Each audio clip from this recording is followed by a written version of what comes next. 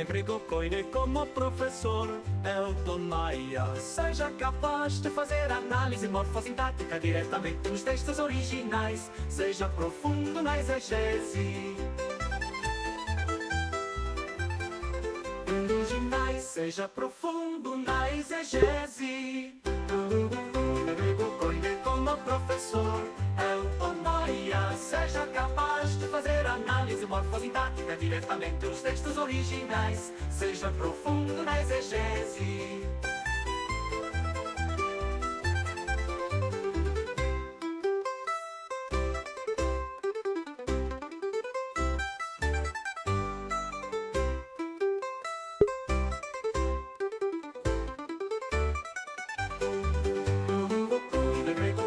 Como professor Elton Maia. Seja capaz de fazer análise morfossintática diretamente nos textos originais. Seja profundo na exegese.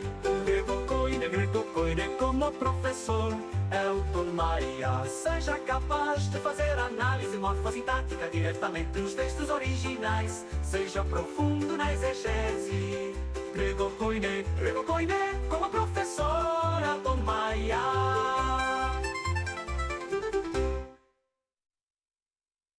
Seja capaz de fazer análise morfossintática diretamente nos textos originais. Seja profundo na exegese.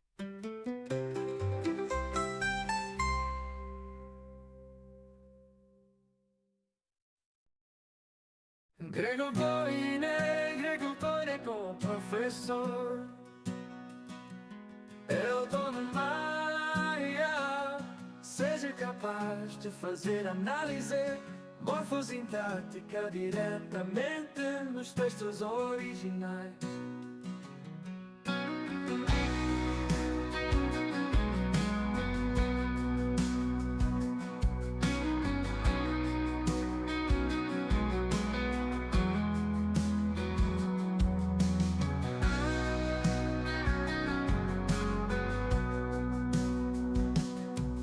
Grego coine como professor Elton Maia.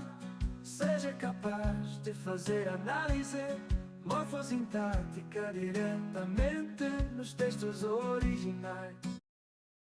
Grego coine como professor Elton Maia. Seja capaz de fazer análise morfossintática diretamente nos textos originais.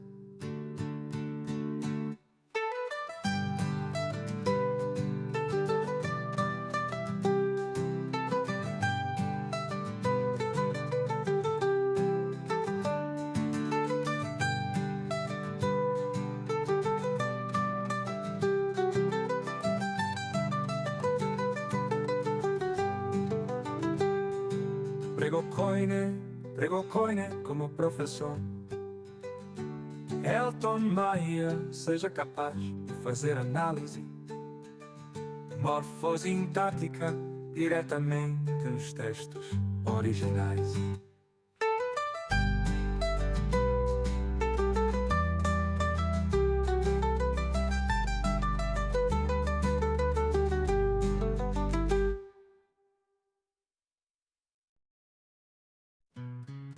Tanta luta, tanta dor, mas eu vou manter o amor.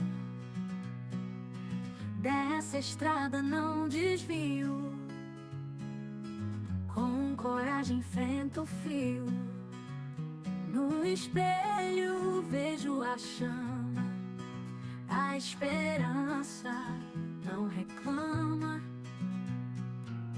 Coração segue em compasso, com a fé eu faço o laço.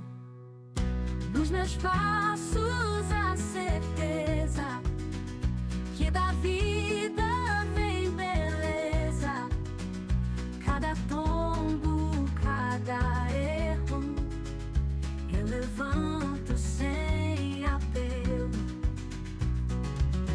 Tem momentos de tristeza, mas em minha fortaleza aprendi com a jornada está guardada. Se a noite é escura e fria, canto alto a melodia. Minha força, minha guia, no caminho e na alegria dos meus passos, a certeza que da vida vem beleza. Cada tombo, cada erro, eu levanto sem apelo.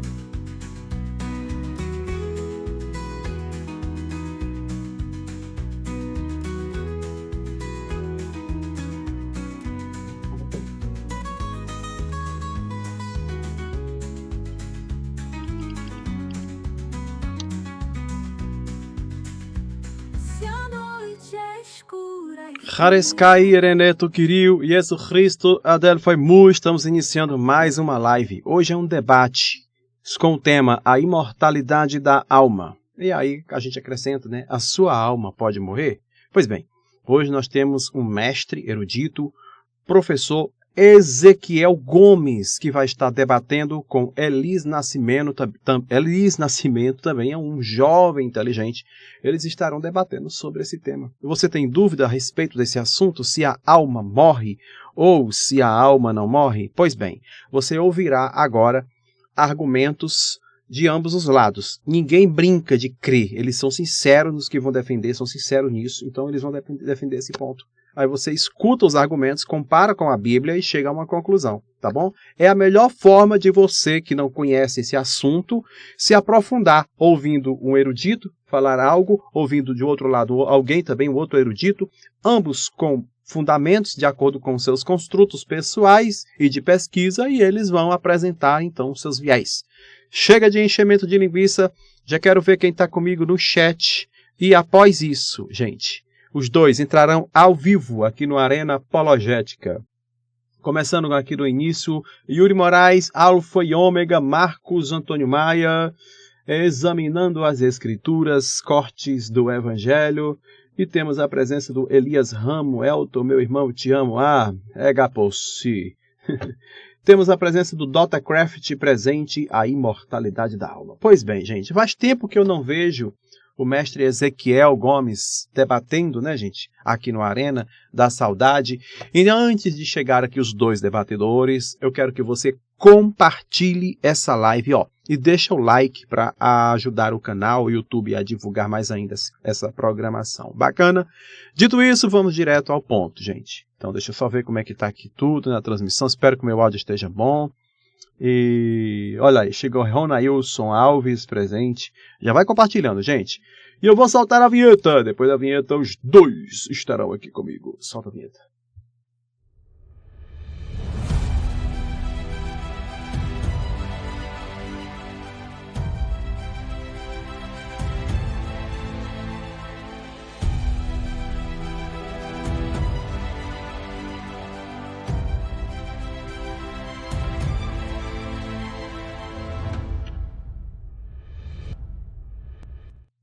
Boa noite, senhores. Boa noite, Ezequiel Gomes. Boa noite, Elis Nascimento. Deixa eu ouvir boa noite de vocês. Boa noite, Ezequiel Gomes. Boa noite, Elton. Como vai? Boa noite, Elias. Como estamos? Maravilha, tudo bem, né? Elias, boa noite, querido. Boa noite, Elton. Boa noite, Ezequiel. Tudo bem. Maravilha. Vocês decidiram como que vai ser o tempo, o modelo? Pode ser no modelo padrão do Arena? Pode ser padrão, pode ser um debate presidencial. Maravilha. Ok. Eu vou compartilhar aqui o relógio para explicar para os espectadores que possivelmente não conheçam ainda o que vai acontecer aqui. E você poderá entender agora. Ó, se vocês quiserem alterar alguma coisa, tá, gente? Pode fazer aí interpelações aí na minha fala. Vocês têm aqui esse relógio vai estar 1 minuto aqui e 30 para perguntas, tá? Esse tempo aqui é da pergunta. Vocês terão 1 minuto e 30 para perguntas, 5 minutos para resposta e 5 minutos para réplica. Só vou tirar aqui o nome e vou colocar resposta e réplica. Bacana. Dito isso, ambos terão 3 minutos iniciais cada um para falar o que quiser, para apresentar, enfim. Se quiserem utilizar os 3 minutos, utilizem, se não também, não tem problema, faz como quiser, tá? A apresentação, vou chamar isso aqui de apresentação, 3 minutos na tela, deixa eu começar com... Quem foi o desafiante? Foi o Elis, né? Elis desafiou o Ezequiel, né? O professor Ezequiel. Então, eu já vou aqui colocar o Elis para estar iniciando. Elis, você que for desafiante, meu querido, boa noite. Fique à vontade para você fazer a sua apresentação. 3 minutos, tá bom, Ezequiel? Ou vocês querem mais? Tá bom? Então, 3 minutos. Show de bola. 3 minutos para a apresentação, Elis Soares, que foi... Desculpe, Elis Nascimento, que foi o desafiante. Fique à vontade, comece quando quiser. Boa noite a todos do chat aí, a Arena Apologética. Nessa noite, eu irei defender biblicamente a imortalidade da alma. Primeiramente, eu creio na imortalidade da alma por uma razão bíblica. Segundo, por uma questão de fé. Eu creio naquilo que está escrito. E, biblicamente, nós vemos que o homem ele tem uma alma que é distinta do seu corpo, e essa alma ela não morre. De acordo com Mateus, capítulo 10, versículo de número 28, olha o que o próprio Jesus disse aqui, ó, Mateus 10, 28. E não temais os que matam o corpo, e não podem matar a alma. Temei antes aquele que pode fazer perecer no inferno a alma e o corpo. Então veja que Jesus deixa claro aqui que podem matar o corpo, mas não podem matar a alma. Então dizer o contrário disso é negar o que Jesus disse, é negar as Escrituras, é prestar um desfavor ao Evangelho. Porque está escrito aqui na Bíblia, o próprio Jesus falando, não tem mais os que matam o corpo e não podem matar a alma. Ou seja, se alguém mata o corpo de uma pessoa, a alma ela não morre. Ela permanece viva, ela permanece existindo. Então, o que morre é o corpo. E não é só esse texto que a gente vê também vários outros textos onde a alma do homem, por exemplo, 2 de Pedro, capítulo 2, versículo de número 9, a gente vê almas de pessoas ali que ficam sendo mantidas sob castigo até o dia do juízo. Então, não tem como dizer que isso ali é algo na terra, uma pessoa que está sendo castigada até o dia do juízo, porque a gente não sabe quando se dará o juízo. Então, não tem como uma pessoa viver aqui e se durar 1000 anos, daqui que vem acontecer esse juízo. Então, essas pessoas elas são mantidas, elas são reservadas sob castigo até que chegue o dia do juízo. E eu tenho aqui várias versões de Bíblia, onde a gente vai ver que estão mantidas sob castigo, estão sob castigo até que chegue o dia do juízo. Isso em paralelo a 2 de Pedro, capítulo 2, versículo 4 ao versículo 9. O versículo 9 é paralelo do versículo de número 4. De maneira introdutória, é isso. Elton pode passar a palavra para o nobre Ezequiel. Maravilha. Nobre Ezequiel, você também tem 3 minutos para falar o que quiser inicialmente. Fique à vontade. Bom, boa noite a todos. Para mim é uma honra voltar aqui ao Arena Apologética. Fazia bastante tempo que eu não vinha, né, Elton? Mas estamos aí pela graça de Deus. Eu já debati com o Elis, né, no passado, não sei nem se foi aqui no próprio Arena Apologética, se foi em outra plataforma. Mas, assim, o que acontece? Você escolheu 2 textos bíblicos, assim, muito confortáveis para mim, né? Para fazer a sua introdução. Porque, inclusive, eu escrevi um livro sobre Mateus 10, 28, e eu escrevi um comentário de 2 Pedro, né? Inclusive, argumentando extensamente por que o uso imortalista desses textos está absolutamente equivocado. Mas antes da gente entrar nesses textos em si, é importante o telespectador entender algumas questões bastante importantes. O conceito de alma imaterial, imortal, que representaria o ser humano como consciência, que supostamente sai do corpo na hora da morte e não pode ser morto, e é imortal, e etc, etc, etc, é um conceito absolutamente inexistente na Bíblia. no aspecto dos seus detalhes, vamos colocar desta forma. Esse conceito da alma imaterial, fantasmagórica, imortal, indestrutível, ela vem muito mais da filosofia grega do que do texto bíblico. Tanto que, se a gente perguntar para o Elis Nascimento, por exemplo, qual é o texto bíblico, dentre esses que ele citou, ou quaisquer outros que existem na Bíblia? Ensinem um conceito de uma alma imaterial, o Eli não vai poder encontrar nenhum texto. Claro, como o conceito de alma imaterial é um conceito muito forte do ponto de vista popular, então as pessoas elas supõem que em alguns conceitos onde existe a palavra alma, está se falando dessa fantasiosa entidade supostamente imaterial, imortal, indestrutível e etc. Mas essa característica, por exemplo, da suposta imaterialidade da alma, não existe na Bíblia em lugar nenhum. O que torna o imortalista uma pessoa que crê em algo que não tem fundamento bíblico e que faz exegese, ou seja, que impõe aos textos bíblicos um significado externo ao texto. E, acima de tudo, o conceito da alma imortal quebra a conexão bíblica entre o pecado e a morte. Tanto no Novo Testamento quanto no Antigo Testamento, existe a ideia de que os seres humanos morrem por causa do pecado, e se fosse verdade que nós tivéssemos ou fôssemos uma alma imortal, a conexão entre pecado e morte estaria desfeita, Ok. e a palavra de Deus estaria em erro, não sendo esse o caso, a verdade da alma é heresia. Maravilha, gente. Agora nós vamos propriamente para o debate. Eu também estava com saudade do Ezequiel, né, gente? Eu gosto quando ele vem aqui. Eu particularmente acho o Ezequiel um orador muito top, tá? Ainda dá tempo, gente. Você que começar grego, tá? Eu iniciei uma nova turma domingo, ainda dá tempo. Dá tempo você fazer sua inscrição. Então não perde essa vez. Da final de 2025 você já vai estar fazendo análise diretamente no texto grego. Direto ao ponto agora, gente. Ó, o Ronailson ali, ó. Confundi, né? Vamos direto ao ponto. Liz, você tem 1 minuto agora oficialmente. O debate começa.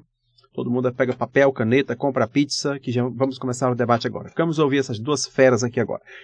Liz, você tem 1 minuto e 30 segundos para fazer a sua primeira pergunta para o pastor Ezequiel Gomes. Seu tempo já está na tela, fique à vontade, comece quando quiser. Só recapitulando, esse debate serão 3 blocos, e em cada bloco tem parte A, parte B, onde a parte A você começa perguntando, a parte B Ezequiel pergunta, e assim sucessivamente. Tempo na tela, fique à vontade. Bom, a gente viu aí, na introdução do Ezequiel, que ele não trabalhou o texto. Ele colocou ali as ideias dele, o que ele pensa, o que ele acha, a forma que ele gosta de conjecturar, mas isso aí não serve como doutrina. Quanto à pergunta, em Mateus 10, 28, a gente tem aqui um auristo infinitivo ativo, e eu gostaria, a minha primeira pergunta para o Ezequiel é essa. Que infinitivo é esse, o Ezequiel? Eu gostaria de saber que infinitivo é esse. Aí eu vou lhe dar aqui uma colher de chá. Eu ainda vou lhe dar aqui algumas opções. É um infinitivo consecutivo? É um infinitivo final? Ou é um infinitivo irreal? Pode passar para ele, Elton.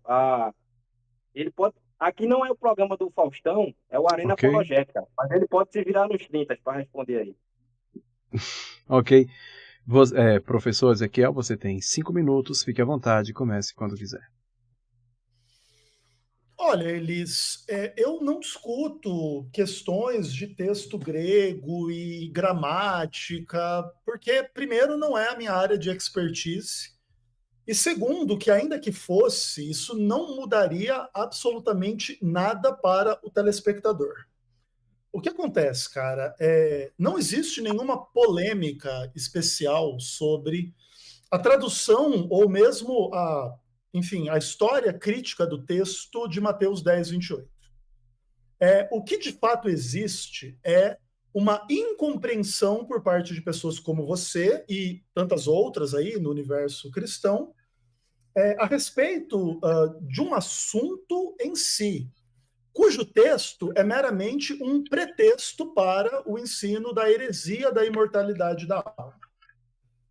Primeiro de tudo, que, por exemplo, conquanto a primeira metade de Mateus 10, 28 poderia conceitualmente oferecer algum fundamento para a ideia da imortalidade da alma, em função da ideia de que há uma distinção ali do homem que não pode matar a alma, em comparação com o homem que pode matar o corpo, essa distinção ela é eliminada no próprio texto no momento em que Jesus ensina que a gente não deve temer o homem, porque o homem não pode fazer, que no caso seria matar a alma, Deus pode fazer. E se Deus não pudesse fazer o que o homem pode fazer, aliás, se Deus também não pudesse fazer o que o homem não pode fazer, ou seja, matar a alma, Deus também não deveria ser temido. Porque a razão pela qual o homem não pode ser temido em Mateus 10, 28 é porque ele não pode matar a alma. Mas no mesmo verso, Jesus fala, mas tema aquele que pode, certo? Aí você traduz aí essas expressões da forma como você quiser. E a grande realidade, Elis, é que mesmo que fosse possível defender a ideia de que a alma é de tal natureza que o homem não pode matá-la, você deveria ainda assim defender que a alma é de tal natureza que Deus pode matá-la.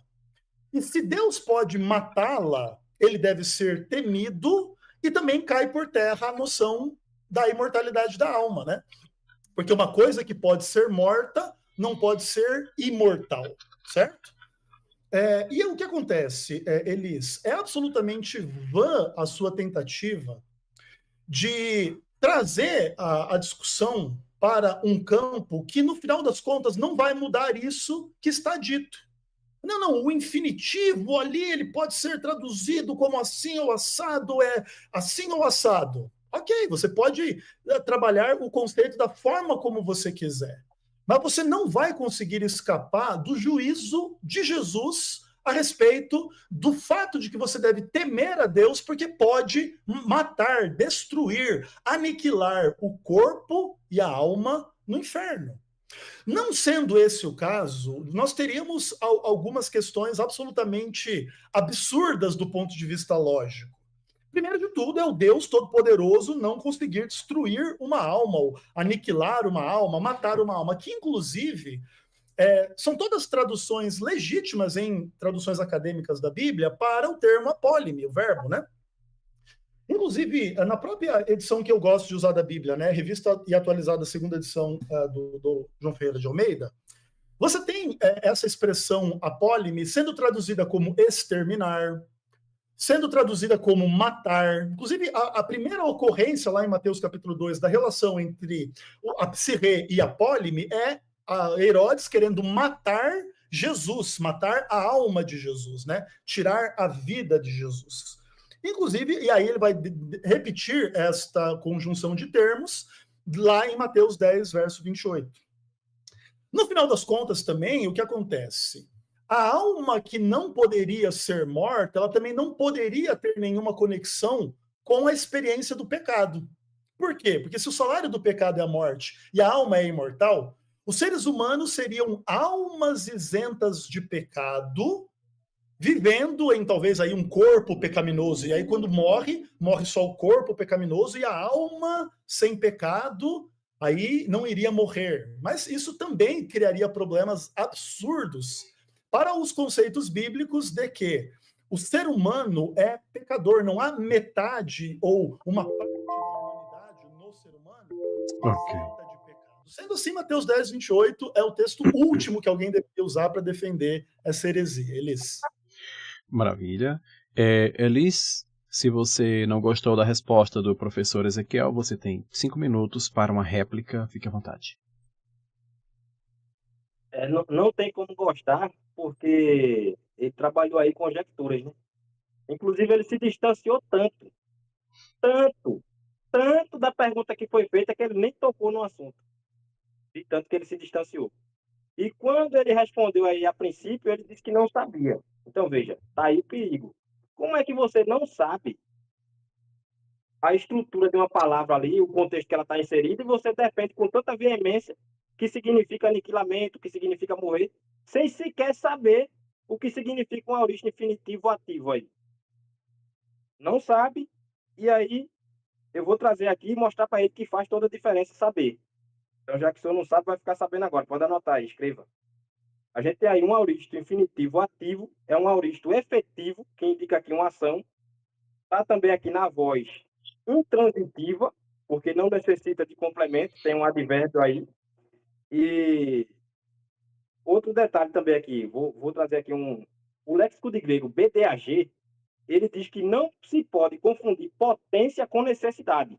Então, o fato do texto dizer que Deus pode, não está dizendo que Deus vai fazer. Então, potência não se pode confundir com necessidade. Já foi um checkmate aí. E a gente vê que esse infinitivo, ele é irreal. É por isso que eu fiz aí a pergunta ao Ezequiel, que tipo de infinitivo é esse? E ele não soube responder. Não soube responder e afirma que a alma morre mesmo sem saber o que significa a palavra. Então veja que perigo. Mateus 10, 28, olha o que aqui diz. E não tem mais os que matam o corpo. Ponto. E não podem matar a alma. Você está dizendo claramente aqui, Ezequiel, que podem matar o corpo. Se o corpo morre e a alma não morre, é imaterial ou não é imaterial? Se é material, aonde é que fica essa parte material? Porque o corpo, que é matéria, morreu. Se a alma que não morreu após a morte do corpo é material, como é que você vai explicar isso? Então, o corpo morre, mas a alma não morre. Aí vamos trabalhar a segunda parte do texto agora, que é a parte que ele gosta, a parte favorita dele. Vamos lá. A gente tem aqui um infinitivo irreal. Por que é irreal? Porque se a alma ela fosse aniquilada quando o homem morre, deveria estar no texto. Não está no texto isso.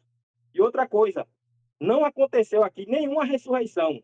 Se fosse aqui tratando do estado final de todas as coisas, mostrando que Deus está aniquilando a alma, mas o texto diz que Deus pode, não mostra que ele aniquilou, não mostra que ele está aniquilando, nem mostra que ele vai aniquilar.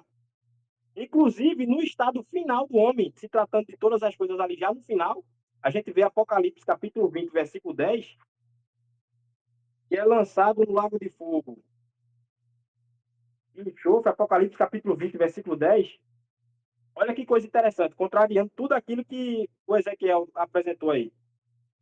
E o diabo que os enganava foi lançado no lago de fogo e enxofre, onde está a besta e o falso profeta. E de dia e de noite serão atormentados para todo sempre. Se a gente continuar lendo aqui, versículo 11, 12, em diante, até o 14, a gente vai ver que pessoas também vão ser lançadas lá e nenhuma pessoa dessa é aniquilada.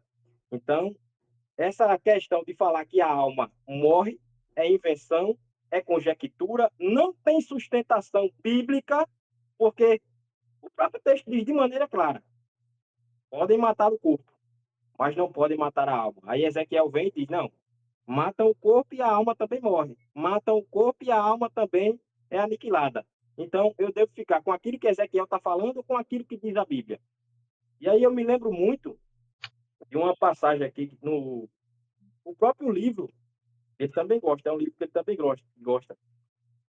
O Grande Conflito, de Ellen White, ela fala algo a respeito do Ezequiel. Veja que coisa interessante.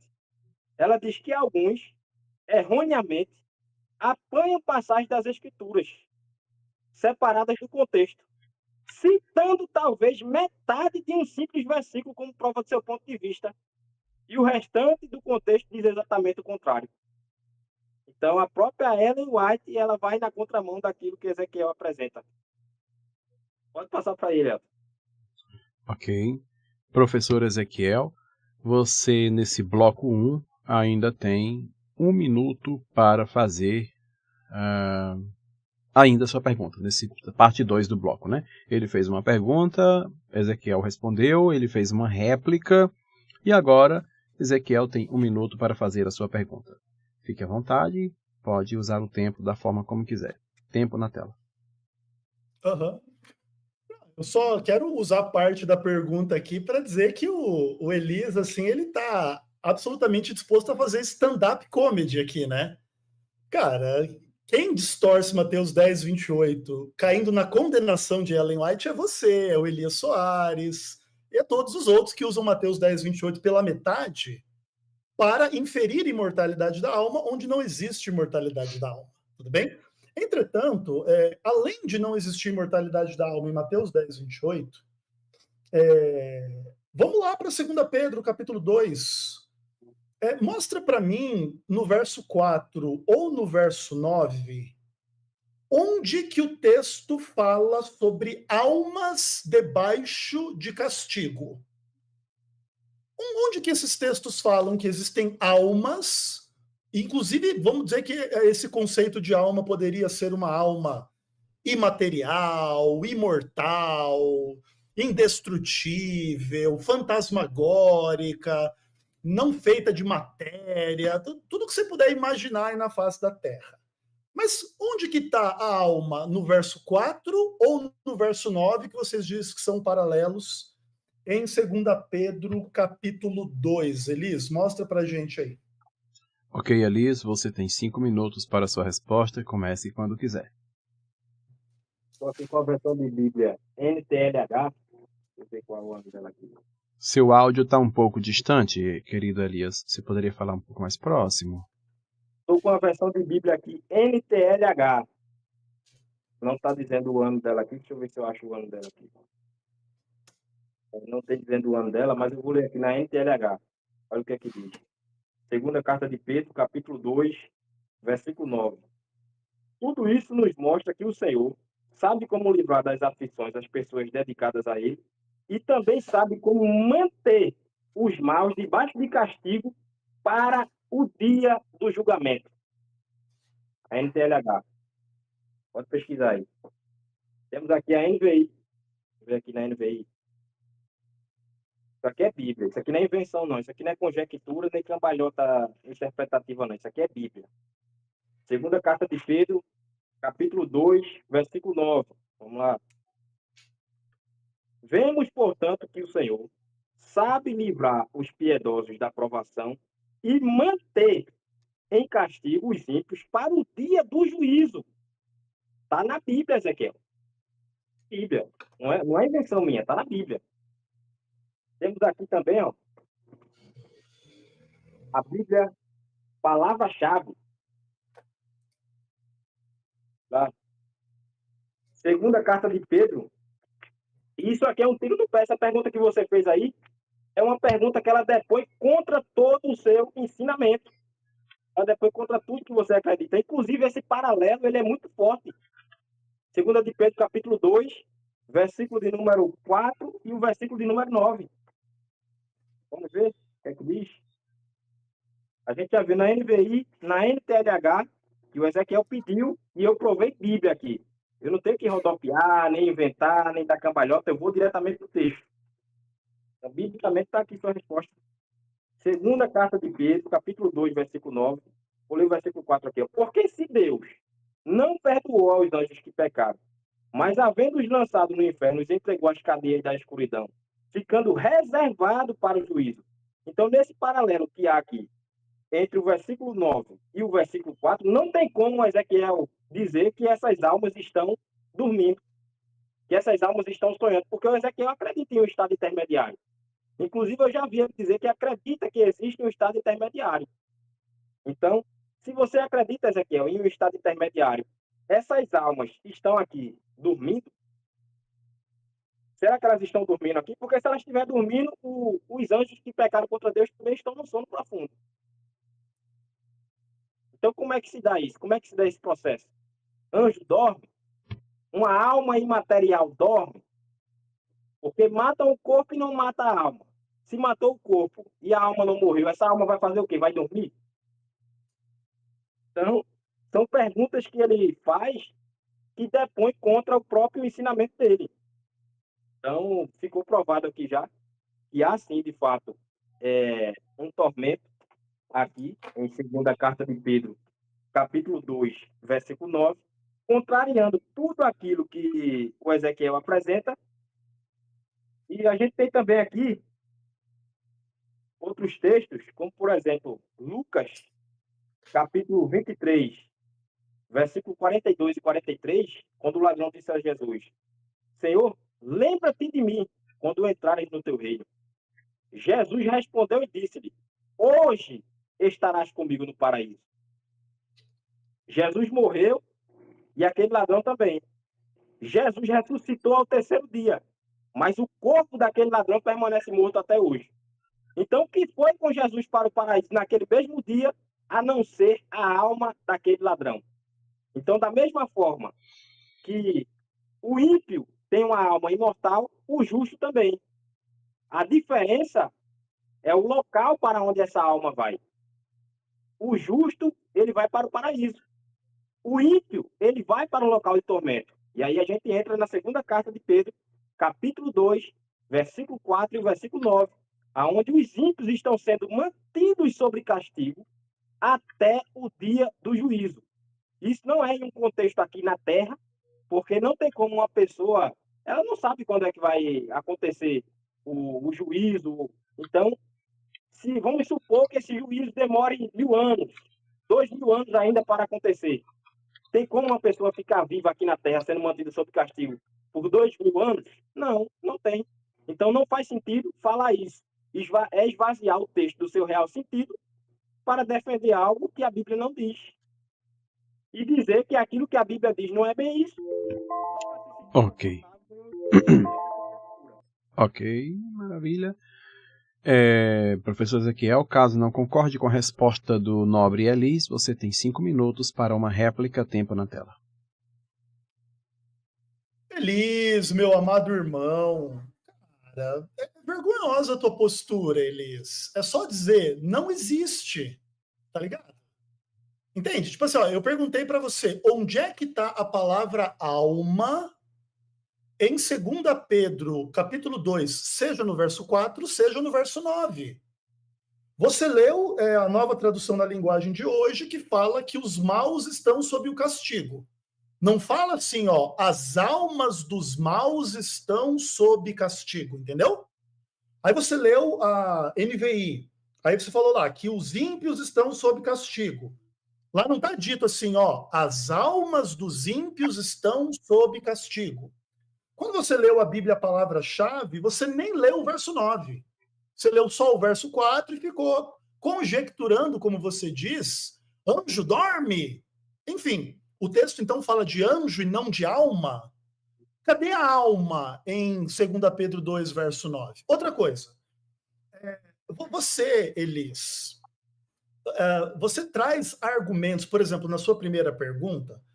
Não, cadê o grego aqui, o infinitivo em Mateus 10, 28, que inclusive não te ajudou a se livrar do fato de que Deus ameaça a alma de destruição no inferno. E você deve temer a Deus pelo que você não deve temer ao homem. Então, a sua análise gramatical não te socorre, não te ajuda. A única coisa que você fala é que Deus pode, mas ele não vai fazer. Mas então também não deve temer a Deus. Porque se no final ele não vai fazer aquilo que a gente não deve temer o homem, porque ele também não pode fazer, no final das contas vai ser igual. E outra, ainda você falou que o ímpio tem uma alma imortal. Como que o ímpio tem uma alma imortal se a salário do pecado é a morte? O ímpio é sem pecado? Por acaso? Na sua alma? E ele vai ser torturado no inferno para quê? E aí você corre vergonhosamente para Lucas 23, porque você não tem o texto lá em 2 Pedro 2, verso 9. Outra coisa, você não é um cara bom de grego? Você poderia ter lido o texto grego. Cadê lá, psirrê, em 2 Pedro 2, verso 9? Não existe, né? Não é engraçado, Elis? Aí cadê o grego? Dá aula de grego para mim, irmão. Me humilha aqui, ó. Diz aí que, ó. Você não. Como é que você falou de mim? Não, se você não conhece o que a palavra significa, então, irmão, só que em 2 Pedro 2, verso 9, nem existe a palavra que você infere lá. Não é que você não conhece a palavra, é que ela nem existe. Entende, Elis? Essa é a diferença, cara. E aí você diz assim, não, o Ezequiel estava fazendo só conjecturas, eu quero saber do texto, cadê o texto? Vai lá, irmão, pega lá no grego, encontra lá. Não fica com essa cara chateadinha, não, cara. Não fica triste, não, irmão. Entendeu? Fica feliz. Sabe por quê? Porque é só você dizer, não sei, não tem, inferi uma bobagem, ensinei uma besteira e tive que fugir para o ladrão da cruz, que no final das contas, lá também não tem a palavra alma. Lá Jesus não fala assim, eu prometo que a sua alma estará contigo no paraíso. Lá também não está escrito isso. Entendeu? Então, assim, cara, vai pro texto, pode no grego, pode no hebraico, pode no aramaico, pode no português, pode no inglês, pode onde você quiser. Que no final das contas, Eli, só o que existe é uma pessoa, que no caso aqui é você, querendo distorcer a palavra de Deus para negar a conexão entre o pecado e a morte. Como que o ímpio é imortal? A palavra de Deus diz que só Deus é imortal. Como que Deus pode destruir o ímpio, mas não vai destruir? Sendo que Deus diz na sua palavra, a alma que pecar, essa morrerá. Não tem como escapar, ele não pode ser mais óbvio e nítido e claro do que isso. Não existe infinitivo irreal que salve você, porque irreal é o seu conceito de alma, entende? Irreal é um conceito pagão que você impõe sobre a palavra de Deus para defender algo que sequer existe no seu texto favorito. Ah, 2 Pedro, você teve a sua oportunidade na introdução, 2 Pedro 2,9, olha que texto importante. Cadê a alma lá? Zero, nada, nem em grego, nem em hebraico, nem em aramaico, nem em nenhuma tradução, nem em nenhuma versão, nem em nenhum nada. Inclusive, quando você pegou a nova tradução na linguagem de hoje, eu até pensei que essa tradução, que é uma péssima tradução, até conteria a palavra alma, porque aí nós teríamos que discutir o texto original, mas nem essa tradução, que é péssima, contém a palavra alma. Por quê? Porque não existe alma em 2 Pedro 2, verso 9. E por isso você é acostumado a enxergar coisa que não existe. Elis, desculpa te dizer assim claramente. Muito bem, senhores. Muito bem, chegamos aí então ao final do primeiro bloco. Já vamos iniciar o segundo bloco, mas antes, deixa eu ver aqui, falar com vocês, mais uma vez, reforçando. O curso de grego já começou. O que você está esperando para se matricular? Basta você entrar no meu privado e aproveitar essa oportunidade de ingressar em um dos melhores cursos do Brasil. Eu estou falando sério. Quem já me conhece há muitos anos aqui no Arena Apologética sabe que eu não sou de mentir, de brincadeira, brincar com coisas sérias. Então isso é muito sério. É um dos melhores cursos do momento e essa é a sua oportunidade. Então não deixe para amanhã, não procrastine aquilo que se pode fazer agora. Aproveite a oportunidade, que mais ou menos em final de 2025 você já vai estar lendo em grego, isso eu garanto, tá bom? Feita a propaganda, gente, do meu curso é o seguinte. Bem, quem está acompanhando o debate aí, gente? Quem está acompanhando o debate aí? Já deixou seu like? Vamos direto então ao ponto, tá? Vamos direto agora para o segundo bloco. Eu só quero falar Elis Soares por conta do termo ali. Elis, você tem 1 minuto e 30 segundos neste segundo bloco para você fazer a sua segunda pergunta. O seu tempo já está na tela, fique à vontade, comece quando quiser. A minha segunda pergunta para o Ezequiel é em Gênesis capítulo 2, versículo 7. O que foi que Deus soprou no homem? Em Gênesis, capítulo 2, versículo 7. O que foi que Deus soprou no homem? Aí está feita a minha pergunta e eu gostaria aqui, ainda nesse tempo, de comentar algumas coisas que ele falou. O texto, Ezequiel, você tem que respeitar o texto. Aprenda a respeitar o texto. Se ninguém lhe ensinou isso, eu vou lhe ensinar agora. Você pediu aula, está aqui a aula. Mateus 10 e 28. Não tem mais os que matam o corpo e não podem matar a alma. Tem antes aquele que pode fazer perecer no inferno, a alma e o corpo. Então, o infinitivo aqui é irreal. Por quê? O texto não diz que Deus aniquilou, o texto não diz que Deus estava aniquilando, e o texto não diz que Deus vai aniquilar. O texto diz que ele pode. Então, se o texto diz que ele pode, respeita o texto e deixe de colocar no texto as suas próprias ideias.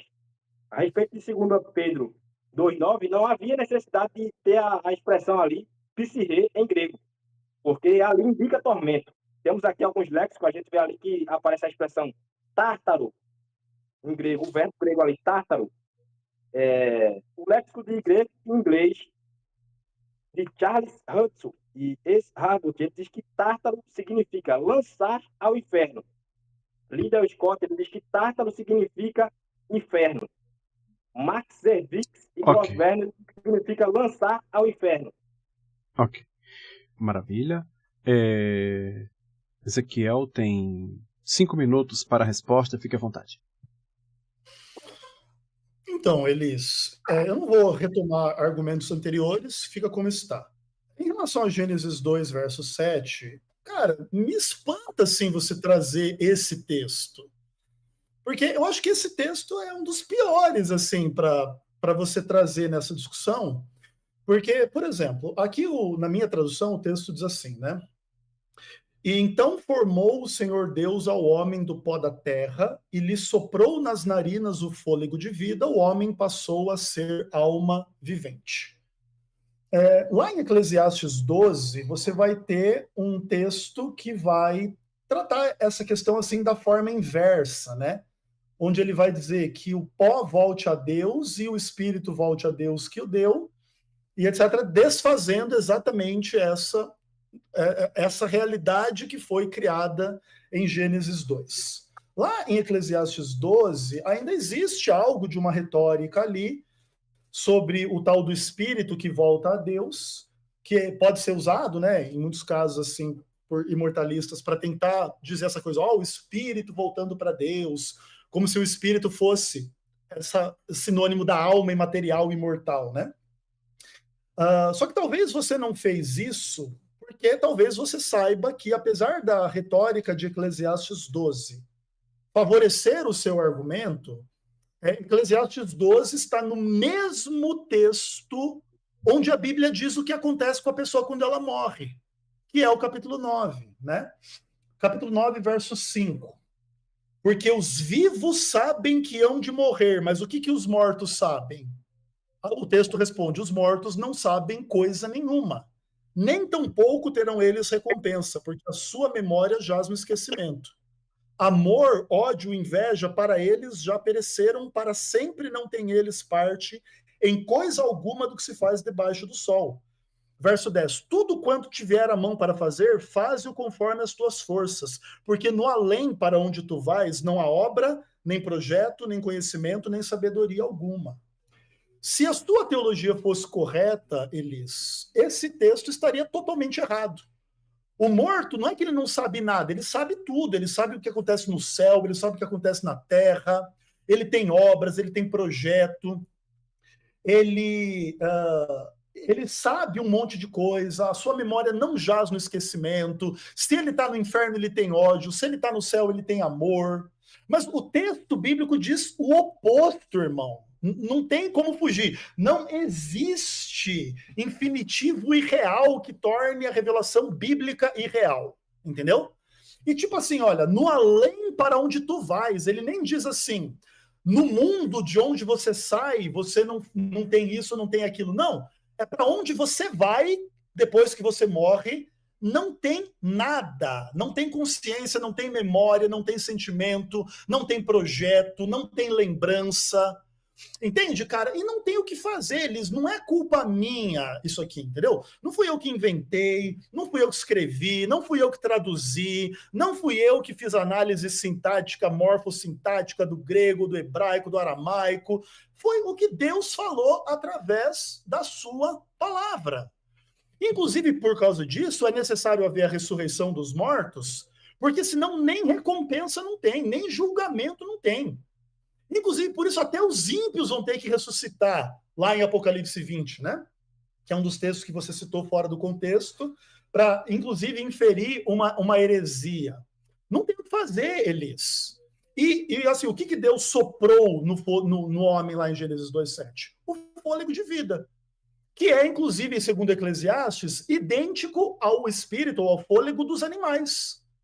Quando você morre, você expira este fôlego que é recolhido por Deus e se desfaz a existência da alma. Por isso se cumpre Eclesiastes 9. E se cumpre também aquilo que Deus ameaçou a humanidade que iria acontecer se a humanidade pecasse. O que não é o que aconteceria se você estivesse correto, porque todo mundo pecou, mas ninguém morre. Ímpio não morre, diabo não morre, ninguém morre na face da terra, ninguém nunca morreu, porque está todo mundo vivo, não sei aonde, ou no céu, ou no inferno. E ninguém está inconsciente, a memória de ninguém pereceu, o amor de ninguém pereceu, o ódio de ninguém pereceu. E aí, no final das contas, quem está errada é a Bíblia, para que o Elis Nascimento esteja correto e pense que esses malabarismos todos salvam a alma imortal. Não tem o que fazer. É isso. Maravilha. E vamos agora para a réplica do Elis. Elis, você fez uma pergunta, foi feita a resposta. Caso você não concorde, você tem o direito de fazer uma réplica. Seu tempo é 5 minutos, já está na tela, comece quando quiser. Elton, eu vou pedir para você colocar aquele vídeo aí. Assim que estiver pronto, tu pode me avisar. Ok. O Ezequiel, ele não conseguiu trabalhar o texto a princípio. Ele fez aí uma coxa de retalhos. Ele saiu pegando um texto aqui e outro ali, fazendo uma costura, remendando, para no final ele vir falar algo sobre. E aí ele falou algo agora diferente do que ele defendia antes. Vamos lá. Gênesis capítulo 2, versículo 7. Vai ser Yahvé Elohim et Hadam Afar. Min Hadamar, vai par, beapar, nishamat Chaim. Vai ri Hadam lenefesh Hayah. Então, o que foi que Deus soprou no homem? O fôlego de vida. Pode soltar o vídeo, Elton, assim que você conseguir encontrar aí. Ok, o vídeo já está sendo solto a partir de agora. Após Deus formar o corpo do homem do pó da terra, soprou-lhe o espírito, e ele... Após Deus formar o corpo do homem do pó da terra, soprou-lhe o espírito, e ele foi feito, se tornou uma alma vivente. Soprou-lhe o espírito. Olha que coisa interessante. Ele estava cobrando de mim a palavra alma em 2ª carta de Pedro, capítulo 2, versículo 9. E ele disse que Deus soprou o espírito no homem. Aparece a expressão rua em Gênesis capítulo 2, versículo 7, pastor Ezequiel?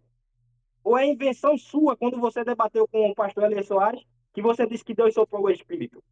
Não aparece rua, aparece a expressão neshamat, que é fôlego de vida. E você concordou que aqui é fôlego de vida e não é o espírito. Nesse debate. No outro você disse que era o espírito. Aí agora vamos lá. Zacarias capítulo 12, versículo 1. Aqui vai o checkmate, é a última. E outra coisa, nem espantalhos o senhor sabe fazer, até espantalho o senhor faz mal. Quanto mais uma exegese de um texto bíblico. A gente vê aqui Zacarias capítulo 12, versículo 1. Peso da palavra do Senhor sobre Israel. Fala o Senhor, o que estende o céu e que funda a terra, e que forma o espírito do homem dentro dele. Isso aqui, Ezequiel, acabou com a sua doutrina. Definitivamente, tudo que você venha falar depois desse texto aqui agora é em vão. Por quê? Você concordou comigo que Deus soprou no homem o fôlego de vida, que é o Neshamat. Deus não soprou o espírito. O espírito Deus modelou dentro da matéria humana. Porque em Gênesis capítulo 2, versículo 7, aparece ali a expressão Yotse, que vem de Yatsá, que dá a ideia de um oleiro que está modelando o vaso. Inclusive, eu tenho aqui um léxico de grego de Johannes Lu e Eugene Naida. Ele diz que Gênesis 2,7, a expressão ali, Yotse de Yatsá, dá a ideia de um oleiro que está modelando um vaso. Quando nós nos deparamos aqui com Zacarias, capítulo 12, versículo 1, peso da palavra do Senhor sobre Israel, fala o Senhor que estende os céus e que funda a terra e que forma o espírito do homem dentro dele, há uma distinção clara aqui entre o corpo humano e o espírito que é formado dentro dessa matéria. E vale destacar que esse espírito aqui, ele não foi soprado, ele foi formado. A menos que você invente uma nova definição, ou um dicionário onde traga aí uma definição dizendo que soprar é a mesma coisa que formar. Aí a gente vai ter que trabalhar essa questão. Mas, por enquanto, você foi refutado. Você foi refutado aqui porque Gênesis capítulo 2, versículo 7, Deus soprou o fôlego de vida. Zacarias capítulo 12, Deus forma o espírito dentro da matéria, fazendo assim uma distinção. Então veja que, além do fôlego de vida que Deus sopra, dentro da matéria, ele forma o espírito. E aí você entrou em contradição, porque com o pastor Elias você disse que Deus soprou o espírito.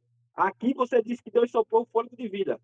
Então eu vejo que você faz parte de um grupo que consegue realizar a façanha de debater consigo mesmo. Se não trouxer ninguém aqui na live e colocar você aí com os seus outros debates anteriores, colocar um vídeo seu, um recorte aqui, outro ali, você consegue realizar a façanha de debater com você mesmo.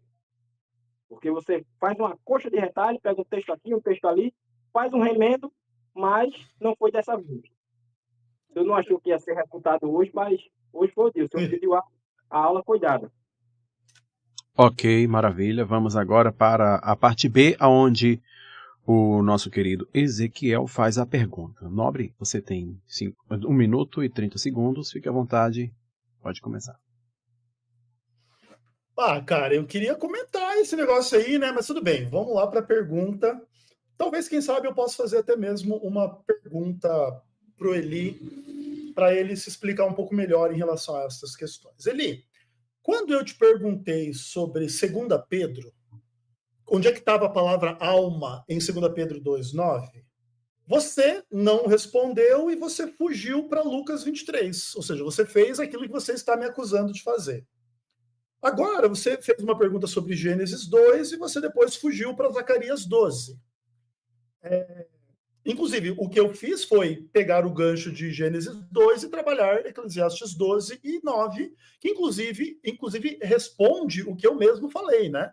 Que, na minha percepção, por exemplo, o fôlego de vida e o espírito são termos intercambiáveis nesse aspecto. Eu não falei lá no meu debate com Elias Soares que Deus tinha soprado o Ruá em Adão, entendeu? Então, no final das contas, existe contradição zero. Você que não consegue entender as questões. Mas, no final das contas, o que eu gostaria de saber de você é o seguinte. Como que você lida com a conexão entre o pecado e a morte?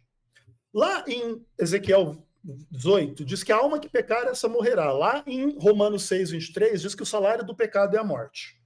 Como que a alma pode ser imortal? A alma é sem Ok. pecado, inclusive a alma dos ímpios? Fala para nós aí. Ok. Elias, você tem 5 minutos. Pode ficar à vontade. Comece quando quiser. Pastor Ezequiel, eu vou pedir aqui encarecidamente ao senhor que pegue aí papel e caneta para o senhor anotar aí, para não esquecer, que a aula agora vai começar. De acordo com Levítico, capítulo 17, versículo 11, Levítico 17, 11, Levítico 17, 14, a alma de toda a carne é o sangue. Então, a partir daí, eu já gostaria de dizer ao senhor o seguinte. Aqui é uma aula básica, vamos para o básico, porque eu vejo que o senhor necessita de aprender o básico aqui, o fundamental, discipulado. Vou discipular o senhor aqui. Alma é uma palavra polissêmica. O senhor sabia que alma é uma palavra polissêmica? Ela ganha um novo sentido dependendo do seu contexto. Se o senhor sabe disso e o senhor ingesta o significado da palavra, o senhor não está sendo fiel ao contexto. Então, Levítico 17, 11, Levítico 17, 14, a alma de toda a carne é o sangue. Marcos 14, 34, Jesus disse, a minha alma está profundamente triste. Então, ali, a alma fala de sentimento e emoção. Levítico 17, 11, fala de sangue. A gente vê Ezequiel 18, 4, que é um texto clássico e que o senhor gosta muito dele. Que diz ali, a alma que pecar, essa morrerá. A alma ali é pessoas. Tem aqui, ó, a NTLH, a NVI, ela vai traduzir ali pessoas. A pessoa que pecar, essa morrerá. Então aí não tem nada de alma imaterial morrendo, isso aí é invenção sua. É invenção sua, é conjectura sua, é dedução sua. Mateus 10, 28, que é o texto que estamos tratando aqui, vamos lá. Temos aqui um outro tipo de alma, nesse contexto aqui, ó. Mateus 10, 28. E não temais os que matam o corpo, e não podem matar a alma. Temei antes aquele que pode fazer perecer no guerreiro, tanto a alma como o corpo. Então, veja, Levítico 17, 11, Levítico 17, 14, alma é sangue. Marcos 14, 34, é sentimento e emoção. Ezequiel 18, 4, é pessoa. Mateus 10 e 28 é a parte imaterial que sobrevive após a morte do corpo. Entendeu? Existe uma parte imaterial que, se o seu corpo morrer, e aqui eu vou afirmar novamente, de maneira bem clara, se você disser que a alma morre, é o mesmo que dizer que Jesus mentiu e que a Bíblia está errada. Porque foi Jesus quem ensinou que podem matar o seu corpo, sem matar a sua alma. Mesmo que o seu corpo seja morto, mesmo que o seu corpo morra, mas a sua alma não morre. Então eu mostrei aqui ao senhor que alma é uma palavra polissêmica, ela tem mais de um significado, tem vários significados que vai dizer e determinar isso. É o contexto.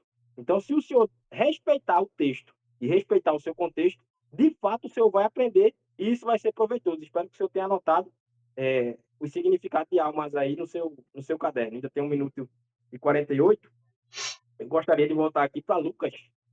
Lucas, capítulo 23, versículo 42 e 43. É interessante esse texto, porque o ladrão, ele diz a Jesus: Senhor, lembra-te de mim quando entrares no teu reino. Jesus respondeu e disse-lhe: hoje mesmo estarás comigo no paraíso. Hoje estarás comigo no paraíso. É interessante que tem uma preposição ali, em, que indica para dentro do paraíso. Então, isso indica que naquele mesmo dia, Jesus iria levar aquele ladrão para o paraíso, e naquele mesmo dia, Jesus iria para o paraíso. Então, dizer diferente disso é negar a Bíblia. Dizer diferente disso é falar palavras aleatórias e desconexas que fogem da realidade e cria-se aí uma fantasia, um mundo fantasioso, onde você pode fazer conjecturas e ter isso como se fosse uma doutrina. Pode passar para ele, Welton. Ok. Um abraço para Júlio Ferreira. Querido Ezequiel, você tem 5 minutos. Comece quando quiser. Feliz, meu irmão, por que você não respondeu a minha pergunta? Eu perguntei para você como que você lida com a relação entre o pecado e a morte no que tange a discussão sobre a alma. O que eu perguntei para você é: se a alma é imortal, vamos trabalhar na tua hipótese. Que implicação existe isso para esse conceito de alma em relação à conexão entre o pecado e a morte? Porque o que acontece? Eu perguntei para você sobre Ezequiel 18 e sobre Romanos 6. Você pulou para Levítico 17, Marcos 14, Mateus 10, 28, Lucas 23. E você, por que você fugiu de Romanos 6, 23? Porque o salário do pecado é a morte. Como é possível uma alma ser imortal e estar manchada de pecado? No caso, por exemplo, dos ímpios. Você, inclusive, falou aqui nesse próprio debate que o ímpio tem uma alma imortal. A única diferença é que ele vai passar a eternidade no tormento do inferno, lá vivo, consciente, etc. E o justo lá está na sua alma imortal, vai estar no céu, e etc, e etc, e etc. Mas se isso fosse verdade, Romanos 6, 23 seria um texto errado. Porque o ímpio teria pecado na sua alma e essa alma ainda assim escaparia da morte. Ou seja, quando o assunto é alma, o salário do pecado não é a morte, porque a alma do ímpio nunca morre, apesar de ter pecado. E aí volta a sua leitura vergonhosa de Ezequiel 18. Você pensa que você pode se desvencilhar de Ezequiel 18, afirmando que aqui o termo nefesh, em hebraico, que inclusive na Septuaginta é psirê, inclusive querendo dizer que aqui é simplesmente uma pessoa, e não essa entidade imaterial, imortal. É óbvio, né? Que a psirê ou a nefesh não são uma alma imortal, como você pensa, é óbvio, porque a Bíblia diz claramente, a alma que pecar, essa morrerá. Agora, a grande questão é, e a alma imaterial, ela não é uma pessoa humana?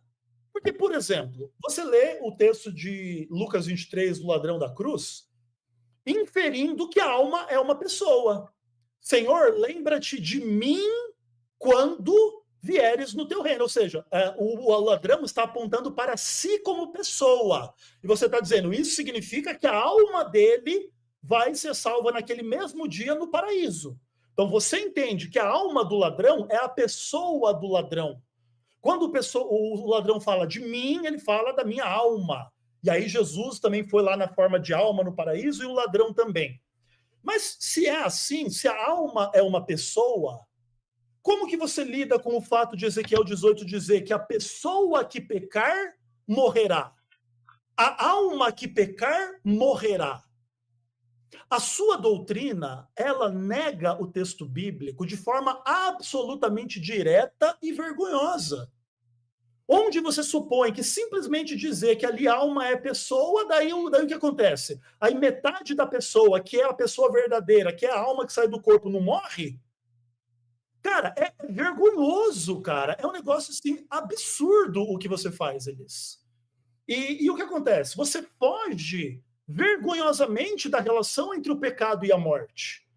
Mas não tem como fugir disso na palavra de Deus. Inclusive, é por causa do pecado que a gente morre. Você nem precisa ficar só em Romanos 6. Em Romanos 5 diz: a morte passou a todos porque todos pecaram. Não existe no ser humano uma alma sem pecado.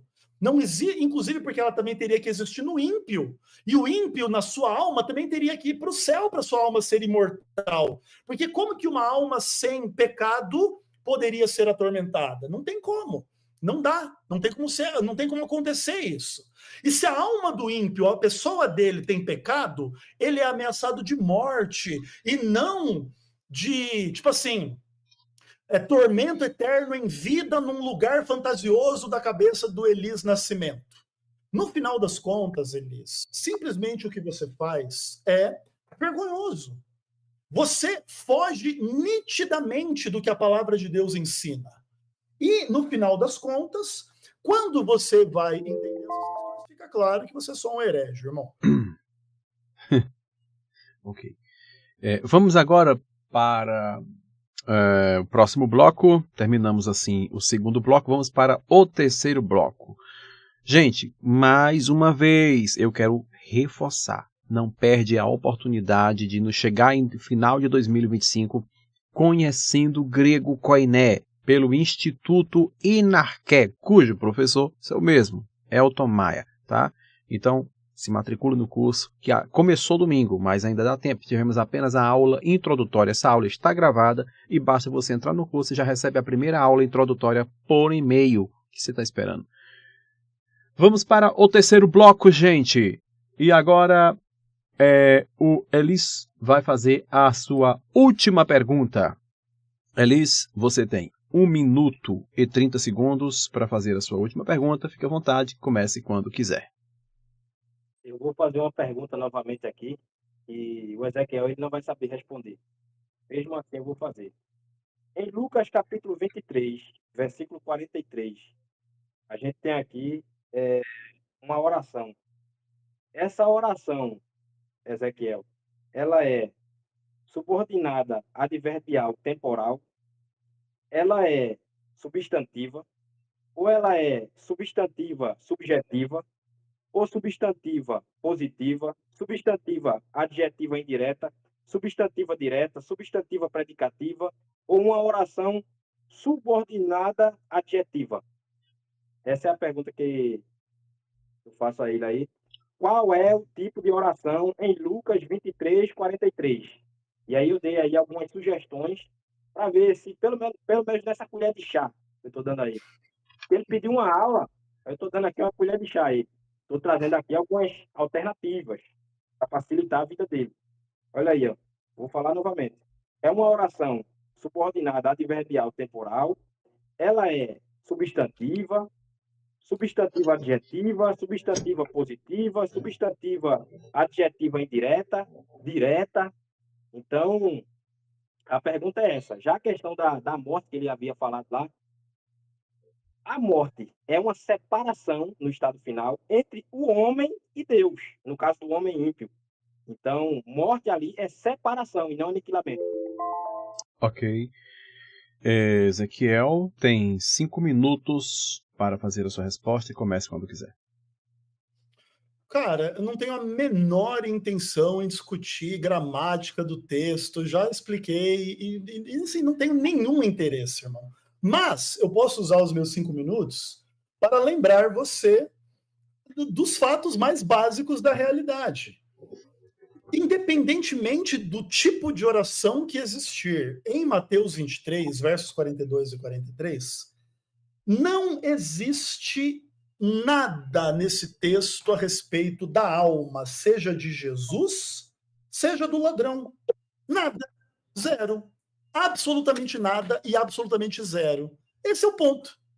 E não existe oração adverbial, conjuntiva, não sei das quantas, que vai mudar esse fato, Elis.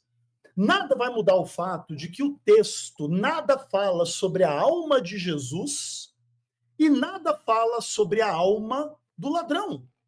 A inferência de que Jesus pudesse estar falando ou prometendo algo sobre a alma do ladrão ou a sua própria alma é meramente uma inferência de quem quer colocar o conceito grego de alma no texto, onde tal conceito não existe. Mas eu vou dizer para você, Elis, onde que o conceito de alma existe, tudo bem? Inclusive, esse é um texto que tem muito a ver com a cruz de Jesus, que é o texto lá de Isaías, capítulo 53, no verso 10.